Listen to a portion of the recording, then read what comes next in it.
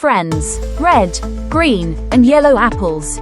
Each has its own amazing secret. Apples come in many colors: red, green, yellow, and even rare ones like pink or purple. Explore. If I'm red, I'm sweet and crunchy.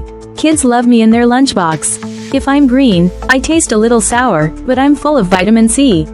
If I'm yellow, I'm soft and sweet, perfect for pies. Red, green, yellow, shiny and bright, each apple has a flavor, a different delight. There are more than 7,500 types of apples in the world. Apples float in water because they are made of 25% air. China grows the most apples. Yes, I float, that's why people play apple bobbing games. Crunch me, munch me, healthy and sweet, I'm the perfect snack, an all-day treat. Apples can be turned into juice, vinegar, jam, or even natural colors for art. Scientists are even experimenting with new apple colors. Who knows, maybe one day you'll see a blue apple. Let's play a quick game. Guess the color. Which apple is the sourest? Yes, the green one. Which apple is best for pies?